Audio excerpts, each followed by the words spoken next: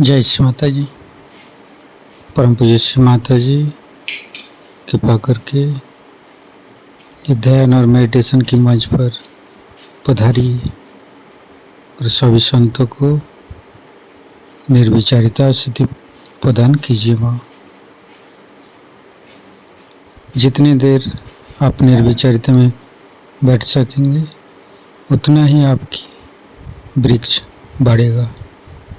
निर्विचारिता में ही आत्मिक इष्ट बढ़ता है और ऐसा कोई वातावरण नहीं है जिससे इसकी वृद्धि हो सके।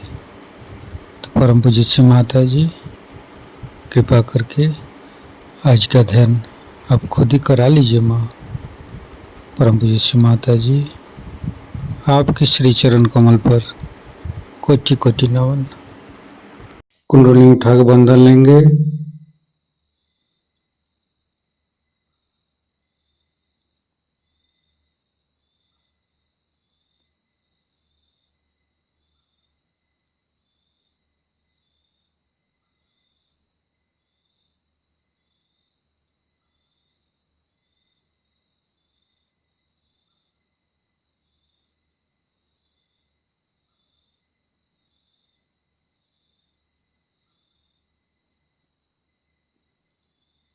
तीनों महामंत्र। ओम तमेव साक्षात् श्री महालक्ष्मी महासरस्वती महाकाली त्रिगुणात्मिका कुंडली साक्षात् श्री आदिशक्ति माता जी श्री निर्मला देवी नमो नमः। ओम तमेव साक्षात् श्री कल्की साक्षात् श्री आदिशक्ति माता जी श्री निर्मला देवी नमो नमः। ओम तमेव साक्षात् श्री कल्की साक्षात् श्री सहस्रार स्वामिनी मोक्ष प्रदायिनी माता जी श्री निर्मला देवी नमो नमः। गणेश मंत्र। ओम तमेव साक्षात् श्री गणेश साक्षात् श्री आदिशक्ति माता जी श्री निर्मला देवी नमो नमः। दोनों हाथ खुला हुआ परम पूज्य श्री माता जी की बिंदी को देखते रहेंगे। संपूर्ण चित्त हृदय पर परम पूज्य श्री माता जी कृपा करके हमारे हृदय को स्वच्छ बनाइए। स्वच्छ हृदय कमलासन पर श्री चरण को स्थापित कीजिए माँ। परम पूज्य श्री माता जी हमारे हृदय में जो कुछ भी है आप ही का बना हुआ है। हमारी सांसें, हमारी रोम रोम आप ही का दिया हुआ माँ। परम पूज्य श्री माता जी आप ही ने तो हमें शुद्ध आत्मा स्वरूप बनाया। परम पूज्य श्री माता जी हमारे हृदय पर आइए और हमारी आत्मा को परमात्मा के साथ मिलाइए। परम पूज्य श्री माता जी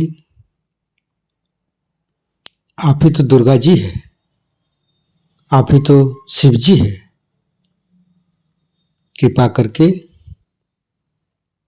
दुर्गा जी की शक्ति और शिव तत्व हमें प्रदान कीजिए माँ। परम पूज्य श्री माता जी हम अज्ञानी है, हमारी अज्ञानता की बस में यदि आपकी शान के खिलाफ कोई गलती हुआ हो, कृपा करके क्षमा कर दीजिए माँ। संपूर्ण चित्त मूलाधार चक्र पर तीनों मूलाधार को देखेंगे। हे आदिशक्ति माँ, कृपा करके हमारे ऊपर कृपा दृष्टि प्रदान कीजिए। हमारे ऊपर प्रभु गणेश की शक्ति प्रदान कीजिए माँ।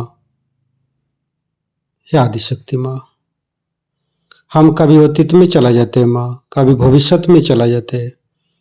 कृपा करके अतीत और भविष्य झूठा है माँ, कृपा करके हमें मध्य में स्थापित कर दीजिए माँ। परम पूज्य श्री माता जी, आप ही तो प्रभु गणेश है। कृपा करके हमारे तीनों नाड़ी सातों चक्रों के अंदर समस्त दोषों को, समस्त रोगों को, समस्त बाधाएं दूर कीजिए माँ। संपूर्ण चित्त बाएं मूलाधार परम पूज्य श्री माता जी, कृपा करके हमारे अंदर अबोधिता और पवित्रता को रक्षा कीजिए माँ। निर्मल गणेश की मंत्र लेंगे। ओम तमेव साक्षात श्री निर्मल गणेश साक्षात श्री आदिशक्ति माता जी श्री निर्मला देव्ये नमो नमः। बाएं हाथ श्री माता जी की तरफ, दाहिने हाथ धरती पर। परम पूज्य श्री माता जी हमारे बाएं मूलाधार में समस्त दोषों को, समस्त बाधाएं को ये दाहिने हाथ तले होते हुए धरती पर विलीन कर दीजिए माँ।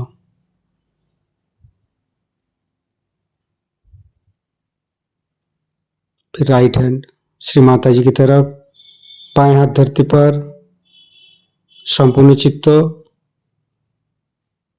राइट मूलाधार। परम पूज्य श्री माता जी, आप ही तो राक्षसंती है, आप ही तो राक्षस अग्नि है। कृपा करके हमारे अंदर राक्षस प्रवृत्ति को नष्ट कीजिए माँ। परम पूज्य श्री माता जी, कृपा करके आप श्री कार्तिक जी रूप में हमारे राइट मूलाधार पर आइए और समस्त दोषों को, समस्त रोगों को दूर कीजिए।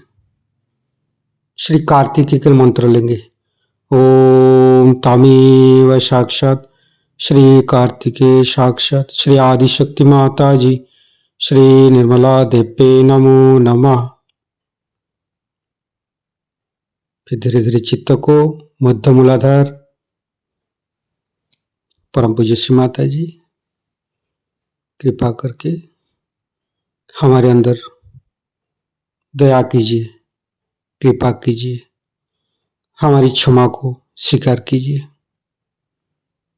परम पूज्य श्री माता जी, कृपा करके हमारे मध्य मूलाधार पर आइए और मध्य मूलाधार के अंदर समस्त दोषों को दूर कीजिए माँ।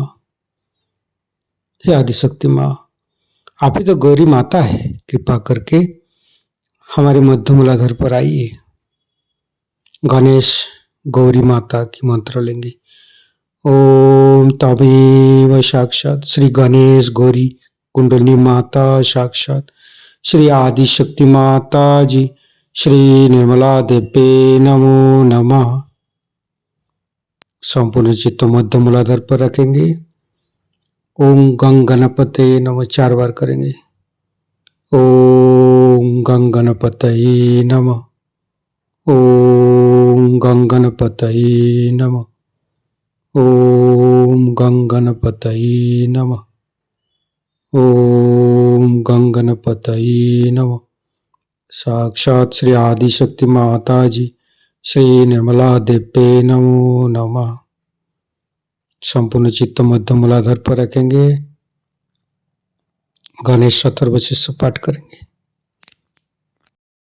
ओम नमस्ते गणपतये तमेव प्रत्यक्षं तत्त्वमसि तमेव केवलं कर्तासि तमेव केवलं धर्तासि तमेव केवलं हर्तासि तमेव सर्वं खल्विदं ब्रह्मासि तं साक्षादात्मसि नित्यं ऋतं वच्मि सत्यं वच्मि अवतं माम् अववक्तारम् अवसोतारम् अवदातारम् अवधातारम् अवानुचानमवशिष्यम् अवपश्चातात् अवपुरस्तात् अवोत्तरातात् अवदक्षिणातात् अवचोदातात् अवधरातात् सर्वतो मां पाहि पाहि समन्त्रात् तं वाङ्मयस्तं चिन्मयो तं आनन्दमयस्तं ब्रह्ममयो स्तं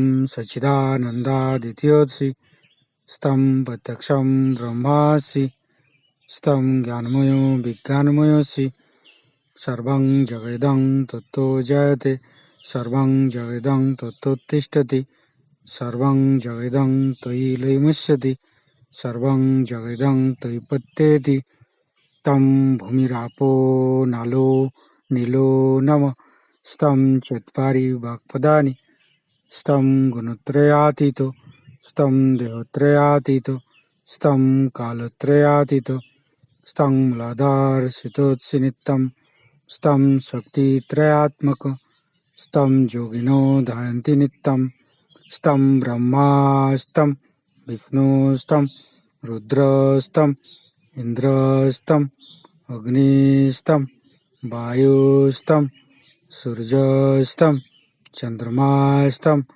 ब्रह्मभूर्भुवस्सुरं ज्ञानादिपूर्वमुच्चाय वर्णादि तदनन्तर अनुसारो परतरो अर्धेन्दुलोसितं तारेण ऋतं एतत्तव मनुष्यरूपं गकारो पूर्वरूपम् अकारो मध्यमरूपम् अनुसारो शान्तिरूपं बिन्दु उत्तररूपं नादं सन्धानं संहिता सन्धि शैषा गणेशविद्या गणकऋषि निश्चित गायत्री छंद गणपतिर्देवता ओं गं गणपतये नमः एकदन्ताय विद्महे वक्रतुण्डाय धीमहि तन्नो दन्ती प्रचोदयात् एकदन्तं चतुर्हस्तं पाशमङ्कुशधारिणं रदं च वरदं हस्ते बिभ्राणं मूषकध्वजं रक्तं लम्बोदरं शूर्पकर्णकं रक्तवाससं रक्तगन्धानुलिप्ताङ्गं रक्तपुष्पे सुपूजितं भक्तानुकम्पिनं देवं जगत्तारणमच्युतम् आविर्भूतं च सृष्टियादौ प्रकृते पुरुषोत्तरम् एवं ध्यायन्त्यो नित्यं स योगी योगिनो वर नमो बृहत्पतये नमो गणपतये नमो पमतपतये नमस्ते अस्तु लंबोदराय दन्ताय विघ्ननाशिने शिवसुताय श्रीवरदमूर्तये नमो नमः साक्षात् श्री आदिशक्ति माताजी श्री निर्मला देवी नमो नमः। धीरे धीरे चित्त को लेफ्ट स्वादिष्ठान राइट स्वादिष्ठान मध्य फिर चित्त को राइट नाभि लेफ्ट नाभि मध्य नाभि फिर तीनों हृदय तीनों विशुद्धि फ्रंट आज्ञा बैक आज्ञा परम पूज्य श्री माता जी हमारे अंदर अहंकार पति अहंकार को दूर करके हमारे ब्रह्मरंध को खोल दीजिए माँ। संपूर्ण चित्त ब्रह्मरंध पर सिर के तालु भाग दोनों हाथों पर सिर के तालु भाग पर परम चैतन्य अनुभव करते हुए मध्य मूलाधार के साथ सहस्त्रार को जोड़ेंगे।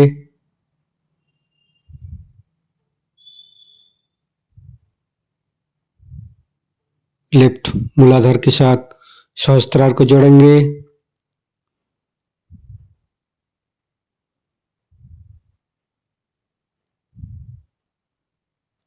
राइट मूलाधार के साथ सहस्त्रार को जोड़ेंगे।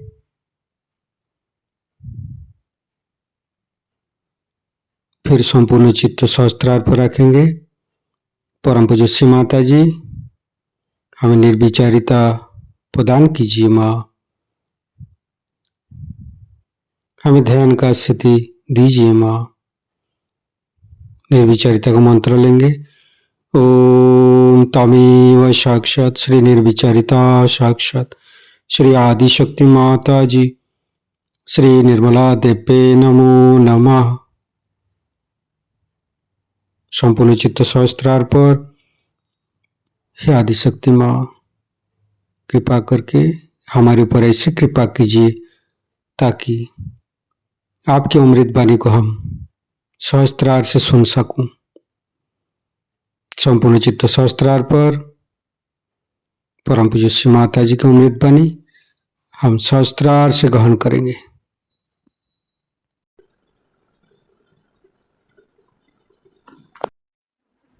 कि महाशिवरात्रि के दिन हम लोग सब साथ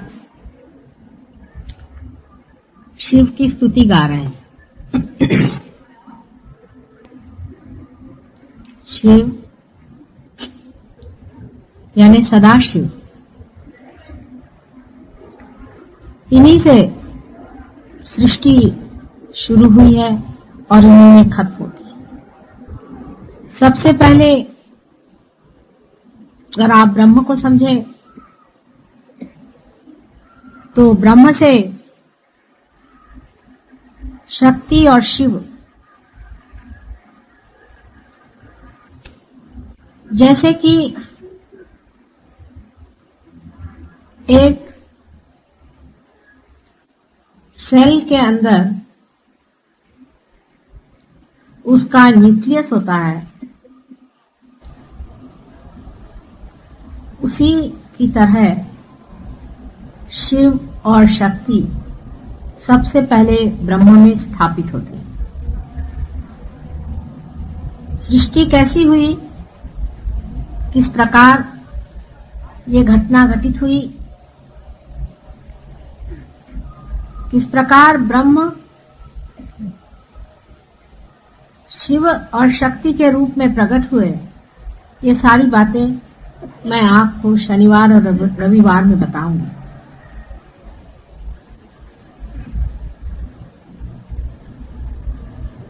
लेकिन शिव से निकलती हुई शक्ति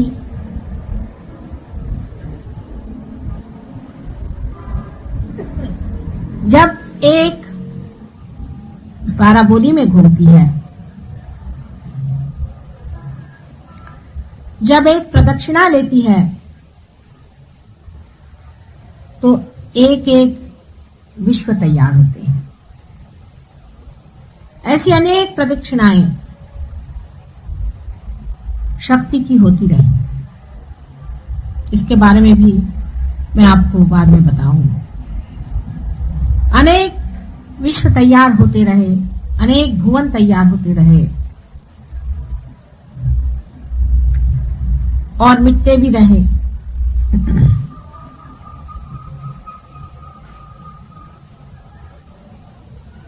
शिव से शक्ति हट करके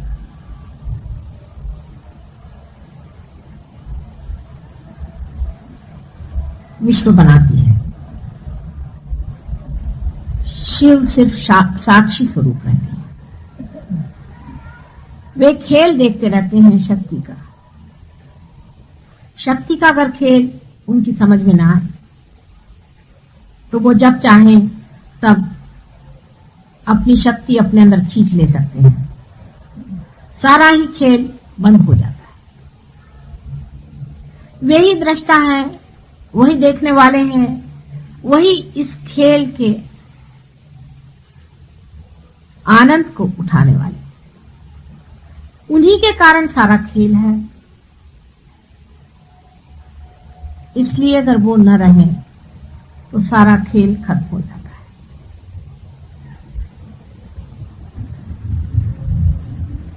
वो स्थिति है। उन्हीं के कारण एग्जिस्टेंस होता है। मनुष्य के हृदय के कारण ही वो जीवित माना जाता है। जिस वक्त उसका हृदय बंद हो जाता है तो उसे मृत माना जाता है।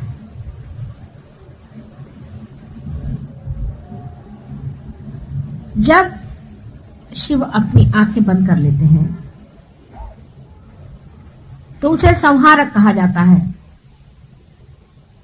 वही स्थित होते हैं और वही लय हो जाते हैं।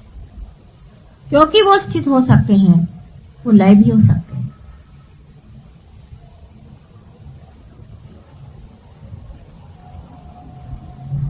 इस कुंडलिनी शास्त्र में शिव का स्थान आपसे मैंने बताया था हृदय में मनुष्य के अंदर एक दीप ज्योति की तरह हर समय जलते रहता है, जिसके कारण हमारे अंदर सत असत विवेक बुद्धि जागृत रहती है, जो हमें मना करती रहती है कि ये नहीं करो, ये गलत है, ये अधर्म है, ये बुरी बात है।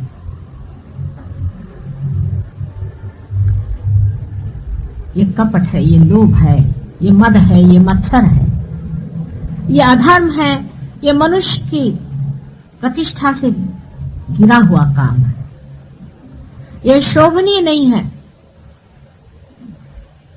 लेकिन मनुष्य में जो स्वतंत्रता है उसे वो पूरी तरह से उपयोग में लाता है और शिव की अवहेलना करता है। शिव सारे संसार का गरल पी लेते हैं। जितना भी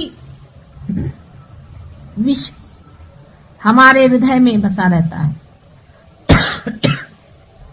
दूसरों के प्रति घृणा, हिंसा आदि अत्यंत बुरे विचारों से जो हमारा हृदय विषैल हो जाता है, उसको शिव हमारे अंदर जब जागृत होते हैं तो उसे पी लेते हैं।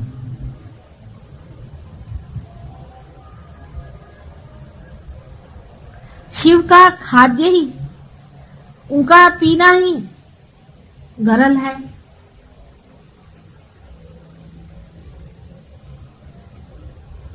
जो कुछ भी नशैली चीजें हैं, मद्य आदि, जो चेतना के विरोध में नुकसान पहुंचाती हैं, उन्हें शिव प्राशन कर लेते हैं। संसार का जितना भी इस प्रकार का विष है, उसे वो ग्रहण कर लेते हैं अपने अंदर। इसीलिए उनको महाशिवरात्रि के दिन हम लोग प्रतीक रूप में भंग आदि नशैली चीजें अर्पित करते हैं। इसका अर्थ मनुष्य ये लगा लेता है कि अगर शिव भंग पीते तो हम भी पिए, अगर शिव शराब पीते हैं तो हम भी शराब पिएंगे। आप क्या शिव जी? उनके पांव के धूल के बराबर भी आप हैं। जिन्होंने संसार का सारा गरल पी लिया, उसके भी पीने वाले कोई चाहिए। देवी सारे भूतों को खा जाती है। रक्त बीज का जो रक्त संसार में गिरता था, उसके एक एक बूंद को देवी चाट गई। क्या आप लोग इसे चाट सकते हैं?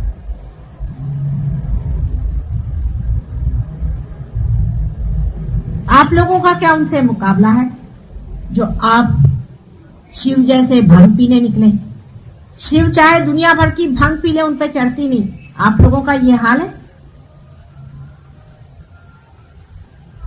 शिव एक दैवी संपदा, अवतरण है। अवतरण हम समझते नहीं चीज क्या होती है, उसका लोहा ही दूसरा होता है, उसकी व्यवस्था दूसरी होती है। क्या आप उस तरह से बने हुए हैं? क्या आप उस कार्य के लिए बने हुए हैं कि दुनिया भर का आप जहर पी लें? बहुत से लोग ये कहते हैं कि मां हमारे कुछ शराब चढ़ती नहीं।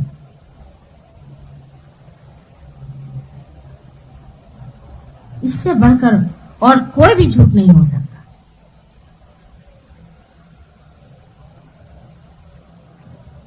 कुछ बड़े बड़े गुरु भी, जैसे कि साईनाथ शिरडी के वो भी एक अवतरण थे, वे चिलम पीते थे। तो अब सब लोग चिलम पीने लग गए कि आप साईनाथ हैं। वे तो इसलिए पीते थे कि आपके हाथ कोई चिलम ही न लगे, सबकी चिलम ही पी डाले एकदम। सबकी चिलमें पचाने के लिए वो पीते थे कि आप लोगों में ये शक्ति है कि आप चिलम पी सकते हैं। उनको कैंसर नहीं हो सकता था।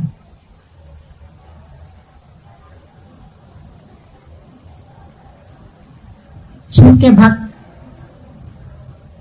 जो है उन्हें शराब छूना भी नहीं चाहिए, उसके पास भी नहीं जाना चाहिए, उससे दूर भागना चाहिए। बजाय इसके जितने भी तांत्रिक हैं वो 5 मकान लेके बैठे हुए हैं। वो क्या करते हैं? अपने को शाक्त कहलाते हैं, शक्ति के पुजारी कहलाते हैं, शिव के पुजारी कहलाते हैं, और इस कदर व्यभिचार। शिव और व्यभिचार जो संपूर्ण ब्रह्म स्वरूप है, उसका नाम लेकर इतना महापाप करना, अपनी दुर्गति की पूर्ण व्यवस्था कर लेना। एक मां के नाते मैं आपसे बताती हूं कि इस तरह की गलत फहमी में कभी मत रहना। तंत्र का तरीका जो है बिल्कुल शैतानी तरीका है। आज महाशिवरात्रि के रोज मैं चाहती हूं कि आपको उसके बारे में थोड़ा सा जरूर बताऊंगा। तंत्र की व्यवस्था ये होती है कि जो चीज परमेश्वर को पसंद नहीं है, जो चीज देवी को पसंद नहीं है, वही करो। देवी के सामने ही गलत गलत काम करना शुरू करो। व्यभिचार, सब तरह की विद्रूप बातें, जिसे देवी देख करके घृणा से वहां से हट जाए। शुरू में तो देवी उन पे उत्पात करती है, कूदते हैं, नाचते हैं, चिल्लाते हैं, चीखते हैं, गर्मियां होती हैं, फोड़ी निकलती है बदन पे। इसको कुंडलिनी जागृति भी बहुत से लोग कहते हैं। मेरे पास ऐसे बहुत से लोग आए ट्रीटमेंट के लिए जो कहते हैं कि हमारे अंदर ऐसे लग रहा है जैसे हजारों बरैया काट रही, हमारी कुंडलिनी जागृत। और भी ऐसे आते हैं जो बताते हैं कि यहां से लेकर के यहां तक सब हमारे अंदर बड़े बड़े फफूंदे आ गए। यहाँ पूसा इंस्टीट्यूट में एक डॉक्टर साहब है, उनका नाम मैं भूल गई, व्हाट्स हिज नेम, डॉक्टर पाल। वो मेरे पास आए थे, वो बता रहे थे कि उनकी कुंडलिनी किसी ने जागृत की और उनके बदन में हजारों बिच्छू को काट रहे और बेचारे कूदते हुए खड़े रहे, माँ मेरे पास, मुझे बचाओ, मुझे बचाओ। मैं उनकी कुंडलिनी उतारे थे, मैंने कहा आती बेटे जरा सबको देखो। 1 मिनट के अंदर उनकी कुंडलिनी मैंने शांत कर दी। कुंडलिनी नहीं, श्री गणेश जो कि शिव जी के पुत्र हैं, जो शक्ति के पुत्र हैं, उनका गुस्सा था। मैंने जब उनसे पूछा तो मैं समझ, जिस इंसान ने उनकी कुंडलिनी जागृत की थी उसका वो नाम उन्होंने मुझे बताया। वो किसी को बताते भी नहीं है, डर के मारे, घबराहट के मारे। कुंडलिनी के नाम से वो घबराते हैं बेचारे। ये उनकी हालत कर दी और उनसे कहा कि तुम्हारी कुंडलिनी जागृत हो गई सारे बदन में। ऐसा समझ लीजिए कि जैसे सब हाथ पैर जल गए, ब्लिस्टर सारे बदन। 1 मिनट के अंदर कुंडलिनी शांत हो गई। सो कैसे? सिर्फ गणेश, श्री गणेश, क्योंकि वे मुझे जानते।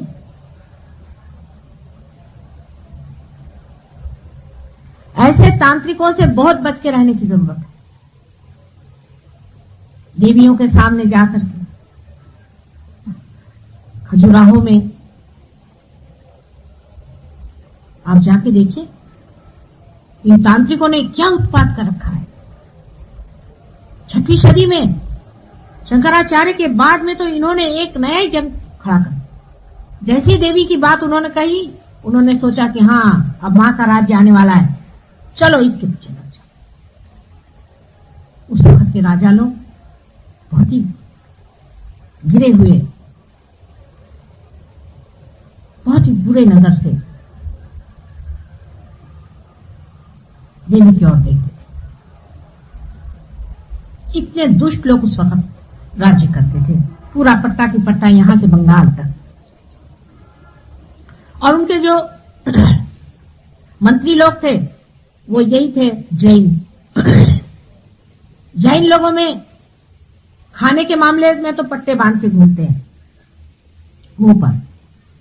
औरत के मामले में कोई झगड़ा नहीं, मुंह पे पट्टे बांध के घूमने से सोचते हैं हो गया। वो कृष्ण को नाम धरते हैं कि वो संहारक था,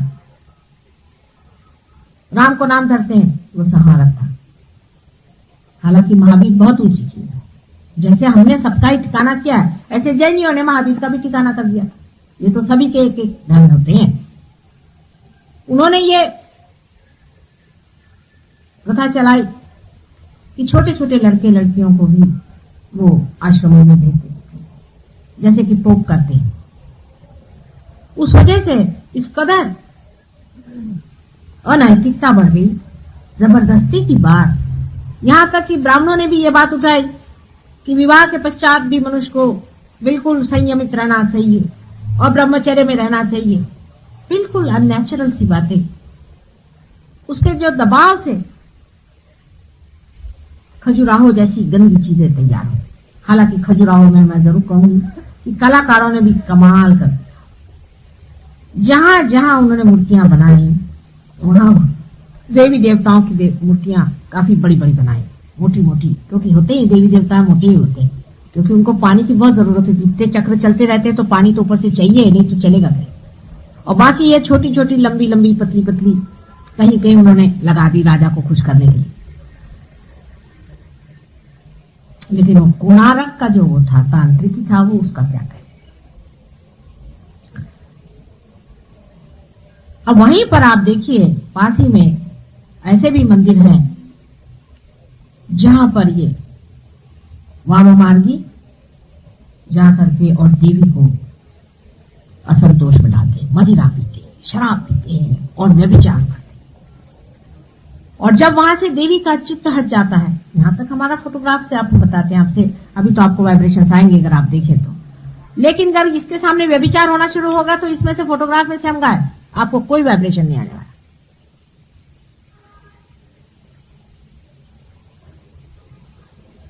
चित्त हट जाता है, वहां चित्त ही हट गया, क्योंकि व्यभिचार और गंदगी के पास देवी क्यों रहने चली।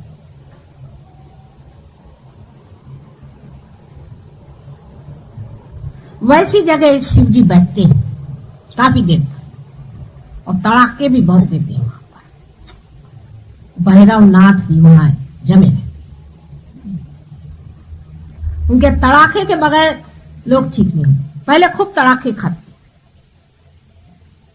बड़ी हालत खराब होती है उनकी, पर तो भी बेशरम जैसे लगे ही रहते। वो इसे तपस्या कहते हैं। बीमार पड़ते हैं, आफतें होती हैं, उल्टियां होती हैं, खून गिरता है, सब होता है, बदन में आग हो जाती, पर तो भी जमे रहते हैं। फिर शिव जी भी वहां से लुप्त हो जाते। फिर अपना वहां अड्डा जमाया, चरस भांग घोल करके, और गजेड़ियों की वहां महफिल बैठती है, रात में व्यभिचार होते हैं, और उसके बाद सब स्पिरिट्स बुलाए जाते हैं, और उन स्पिरिट्स को हाथ में लेकर के फिर उसी से सब ये जो धंधे जो मैंने कल आपको बताए थे वो किए जाते।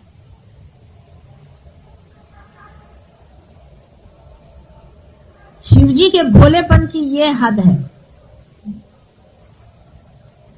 इतना इनोसेंस का वो पुतले हैं कि जब रावण ने उनसे कहा कि अब तुम मुझे अपनी शक्ति ही दे दो, तो उन्होंने उसको भी दे दिया। इतना भोलापन, निष्पाप, जिनको कि पाप ही क्या है नहीं मालूम, पाप को भी खा जाए, सबके सब चीज खा जाए, लाओ जो कुछ खाना है खा जाए। जैसे गंगा में सारे पाप धुलते हैं कहते हैं, सो आप समझ सकते हैं कि गंगा में इसलिए पाप धुलते हैं कि शिवजी के जटा से उतर आई, इसीलिए जिनके जटा को छूने से ही इतने पाप धुलते हैं, जो स्वयं साक्षात जो होंगे सो क्या होंगे सो बता दी। जिनका साक्षात करने से ही सारे जिसके पाप धुल जाते हैं, जिनको याद करने से ही सबके जो जितने भी भवसागर के जितने भी लगे हुए पशु पक्षी के तरह से चिपके हुए जो कुछ भी गंध मैल आदि जीवित और निर्जीव जो कुछ भी हो, सारी बाधाएं हैं जिसकी खत्म हो जाती है। ऐसे शिव जी के लिए लोग ये कहते हैं कि व्यभिचार से शिव जी खुश होते। ऐसे संसार में क्या बात की जाए।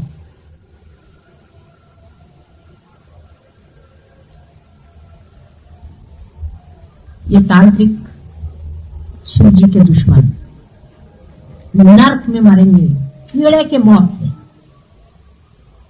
हजारों वर्षों तक ये नर्क में रहेंगे, इसमें कोई शंका नहीं। लेकिन जो लोग इनकी बातों में फंसते हैं और इनके चक्करों में घूमते हैं, भूत प्रेत आदि को इस्तेमाल करते हैं, दूसरों का नाश करते हैं, वे भी उनके पीछे ही जाने वाले हैं। शिव जी के इस महापर्व के दिन सहयोगी जितने भी हैं उनको निश्चय कर लेना चाहिए कि हमारा हृदय अत्यंत स्वच्छ हो, उसमें सारल्य सज्जनता। हम अपने को देखें और शर्माएं कि क्या हम इतने दुर्जन हैं जो इस तरह की बातें हम सोचते हैं। अपने हृदय को देखें और पूछें कि क्या हम इतने कपटी और गिरे हुए लोग हैं कि हम इस तरह की बातें सोचते हैं। शिव जी को जागरूक रखने के लिए मनुष्य को अत्यंत सरल हृदय होना है। शिव जी बोले थे ऐसे आदमी बड़े भोले होते हैं, और लोग कहते हैं कि ऐसे लोग ठगे जाते हैं। सारी दुनिया ने भी ठग लिया तो कुछ नहीं गया। आपके ठगने पे सभी चला जाता है, आप किसी को मत ठगिए। इसमें कोई बड़ी भारी बहादुरी नहीं है कि आप बेवकूफी करें। आपने अगर किसी को एक मर्तबा ठगा, उसकी माफी नहीं हो सकती। आपको कोई 1000 बार ठग ले, आपका कुछ नहीं। जो आदमी भोला होता है उसको कोई ठग ही नहीं सकता। ये तो मन के भाव है कि इसने इसको ठग लिया, उसने उसको ठग लिया। आप ठग करके क्या इकट्ठा करते?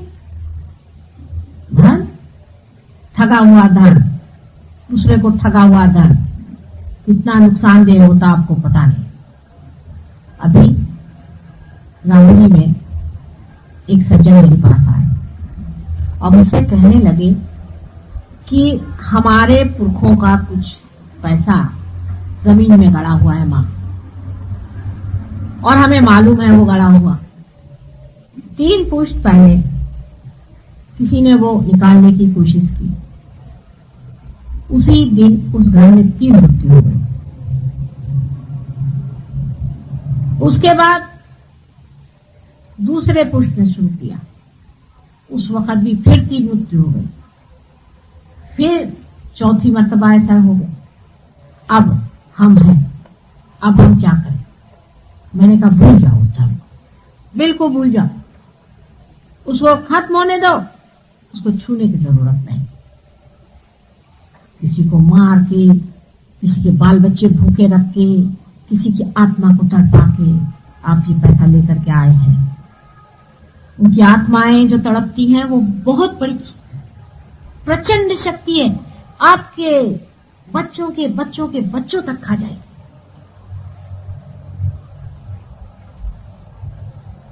ये शिव जी के काम है, ये शिव जी के काम है। शिव जी भोले बहुत हैं, लेकिन उनका गुस्सा आप जानते थे, उनका गुस्सा भयंकर, और उनके गले में जो नाग रहता है वो सब समझता है। जो कोई भी इस तरह से किसी की आत्मा को दुखी करेगा, क्योंकि आत्मा में शिव जी का स्थान, उस आदमी का पुष्टन पुष्ट हाल लिया जाए। मैं झूठ नहीं बोल रही। आप कह रहे हो माता जी ऐसे ही बातें करते। अभी हैदराबाद में एक सज्जन के घर वो मुझे कहने चलिए बहुत रईस आदमी है, बहुत ये बहुत वो है। मैं कहा भाई रईस रईस चूल्हे में मुझे कोई मतलब नहीं, मैं अपने गरीब हूं, मैं गरीबी में ठीक हूँ। बहुत पीछे पड़े, चलिए माता जी, उन्होंने बड़ा बुलाया। मैंने कहा अच्छा भाई रास्ते में पड़ेगा तो चले। जैसे मैंने उनके घर में कदम रखा तो एक पैर पीछे। कहले क्या बात? मैंने कहा इस घर पे सांप है बहुत बड़ा। कहले आपको कैसे मालूम? मैंने कहा है या नहीं, सच सच बोलो तो, मैं अंदर नहीं आने वाली, सच बोलो। कहले हाँ है। उस घर के 2 जवान बच्चे हमेशा ऐसे ही कुर्सी पे बैठे हुए हैं, दोनों पैर हाथ, खाते भी ऐसे, सोते भी ऐसे।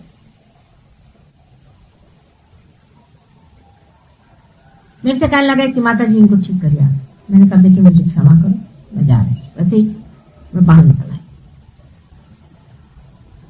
मैंने कहा अभी तुम वही काम कर रहे हो जो तुम्हारे पुरखों ने किया है। कहले हमारे खानदान में हमेशा 2 बच्चे ऐसे ही होते आए, तो भी आपकी नहीं बात छूटी। और इस पुष्ट में तो यही 2 बच्चे हैं, तीसरा है ही नहीं, तो इस खानदान का क्या होगा? मैंने कहा आप खानदान ले बैठो, पैसा लेके बैठो और उसको चाटो आप और खाओ और इनके चिपकाओ चारों तरफ, और उतना भी नहीं होगा तो प्रोसेशन निकालो। किसी की आत्मा को दुख देना, विशेषकर किसी गरीब को दुख देना, उसकी आत्मा से आह लेना, आपको पता होना चाहिए शिव जी का राज सब दूर चल रहा है। आपको दिखने में लगता है कि आपने कुड़की ले आए, उसके घर का सारा सामान लूट के आप चले आए। घर में बहू आई है, उसको सता रही है सास, उसको बड़ा मजा आ रहा है सताने को, छल रही है। मेरे को इतना मेरे सास ने छला तो मैं भी इसको छलू। उसकी आहें मत लो, किसी गरीब की आहें मत लो, किसी के हृदय की आह मत लो, कभी भी मत लेना। शिव जी वहां बसते हैं, जान लो। और जितना आदमी भोला होगा उतना ही वहां शिव जी का राज्य ज्यादा होगा। किसी भोले आदमी का कभी फायदा मत उठाना। भोले आदमी के सामने हमेशा नत मत करो, क्योंकि शिव जी वहां जाग रहे हैं, तभी वो भोला है। आदमी तभी भोला होता है जब उसके अंदर शिव जी जागते। भोले आदमी को लोग बहुत सताते हैं, उसको छलते। जिनको खासकर पैसे का बहुत समझ में आता है, 1-1, 2-2 पैसा जो जोड़ते बैठते हैं, वो भोले आदमी को उल्लू बनाते फिरते हैं। पैसा तो कभी मिल भी जाएगा, लेकिन शिव जी के शाप से आप विमुक्त नहीं हो। आप कहेंगे कि माँ तुम यूं हमें डरा रही हो। मैं बिल्कुल नहीं डरा रही हूं, सजग कर रही हूं। सजग हो जाओ। शिव जी के कार्य जो है बहुत गहन और बड़े ही दिनों तक चलने वाले, क्योंकि अंत तक शिव जी ही है। सब लय जब होगा तब भी शिव जी है, और जब उत्पत्ति होगी तब भी शिव जी है, और बीच में बाद में मैं आपको जब बताऊंगी तो सब बता दूंगी विष्णु जी कब आते हैं और कब। आज महाशिवरात्रि के दिन सबको यही निश्चय करना है कि हम किसी भी प्रकार किसी की भी आह नहीं लेंगे, किसी के साथ हम जाति नहीं करेंगे, किसी भी चीज की। कोई गरीब है, कोई मजबूर है, कोई हमारे नीचे है, कोई हमारा आश्रित है, जो भी ऐसा है वहां शिव जी का राज्य है। उनसे सज्जनता, नौकर है घर के अंदर, उसको खाने के लिए नहीं देंगे, उसको भूखों मारेंगे, उसका पैसा मार लेंगे। 2-2 पैसे लोग अपने नौकरों को मारते हैं, समझते नहीं उसके अंदर शिव जी बसे हुए हैं। और शिव जी का कोप आप पे आएगा। मैं आपसे सच सच बता रही हूँ।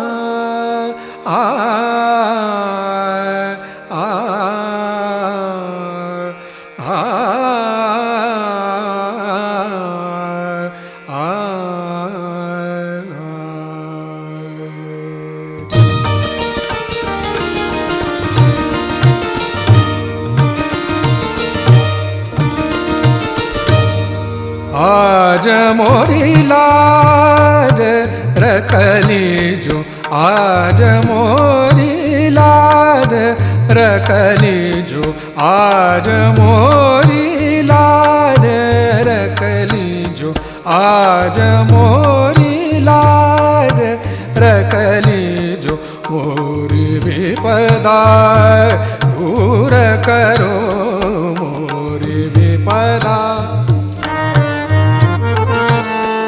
मोरी विपदा दूर करो, मोरी विपदा दूर करो, आज मोरी लाज रखली जो,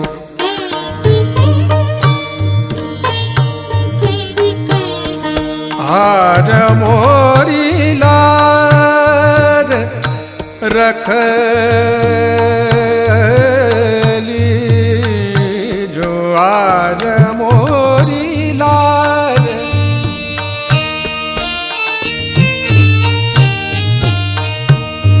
मोरी लाज,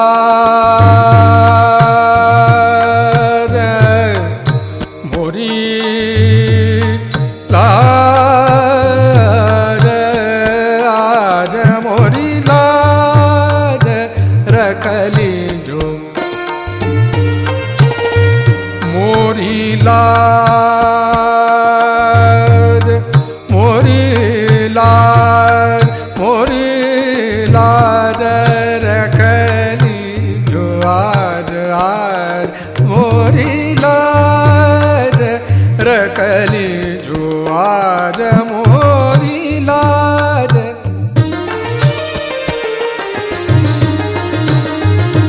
मोरी लाज, मोरी लाज, आज मोरी लाज रखली जो,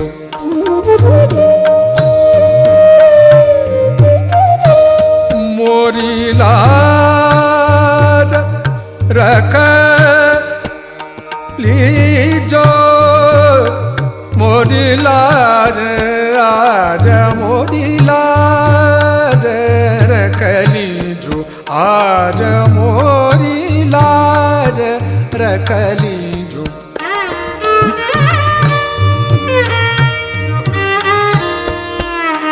मोरी लाज,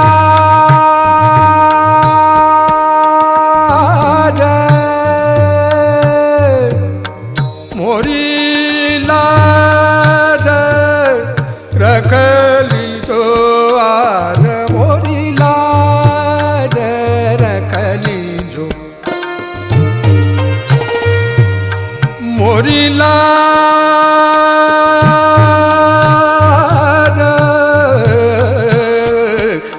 गौरी नंदन हे दुख भंजन,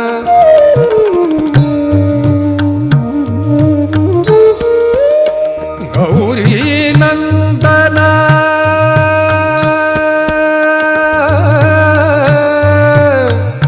गौरी नंदन, गौरी नंदन, गौरी नंदन, गौरी नंदन हे दुख भंजन, गौरी नंदन हे दुख भंजन, तुम ही आके धीर बंधाओ, तुम ही आके धीर बंधाओ। आज मोरी लाज रख लीजो, आज मोरी लाज रख लीजो, मोरी विपदा दूर करो, मोरी विपदा दूर करो। आज मोरी लाज रख लीजो, आज मोरी लाज। ओम त्वमेव साक्षात् श्री गणेश, साक्षात् श्री आदि शक्ति माता जी, श्री निर्मला देवी नमो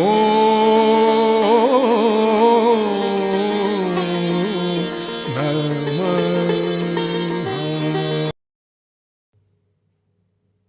हे आदिशक्ति माँ,